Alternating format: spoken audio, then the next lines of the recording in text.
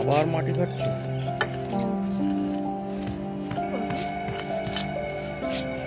নমস্কার, আমি মৌমিতা। আমি আবার চলে এলাম আমার একটা গার্ডেনিং এর মিনি ব্লগ।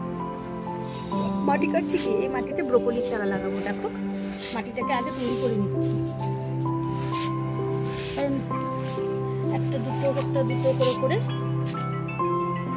ব্রোকলির চারা লাগাবো এখানে। তার আগে মাটিটাকে একটু তৈরি করে নিচ্ছি।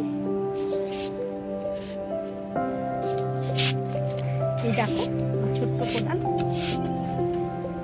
অলরেডি একবার খুলে দিয়েছি, এটা লাস্ট। এরপরে দিব এর মধ্যে গোবর দিয়ে মাটি দিয়ে রেডি করে দিলাম। যত ব্রোকলির চারাগুলো বেরিয়েছে, যতগুলো ব্রোকলির চারা বেরিয়েছে, প্রচুর টব দিতে হবে। তো অলরেডি আমি আজকে কয়েকটা ব্রোকলির চারা লাগিয়ে দিয়েছি, আসো দেখবে।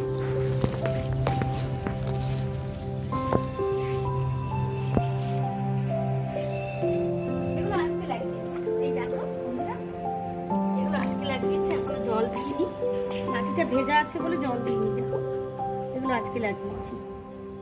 এই যে এই কটা আজকে লাগিয়েছি। তা এখনো এতগুলো চারা। এই দেখো টমেটোর চারাগুলো তো কালকেই বললাম বড় হয়ে গেছে। এই কটা ব্রোকলি লাগিয়েছি, এখানে লাগাবো। এগুলো খুলে রেডি করেছি। জানি না আজকে আমার হাতে ব্যথা হতে পারে প্রচন্ড। এগুলোও খুঁড়ে রেডি করেছি, কারণ এখানে তো প্রচুর শিকড়ে ভরে গেছে। আর আজকে গাঁদা গাছগুলো সব বেঁধে দিয়েছি, কারণ আমার সব গাঁদা গাছ ভেঙে ভেঙে পড়ে গেছে। এই গাছটা পুরো ভেঙে পড়ে গেছে, পুরোটা। এটাও হেলে গেছে। তোমার দাদাকে দিয়ে ভাবছি এরকম করে সরিয়ে না রাখলে গাছটাকে বেশি ভাল লাগবে না দেখতে। এটাকে একটু সরিয়ে রাখতে হবে। এইভাবে ওই জবা গাছটার উপরে চলে যাচ্ছে।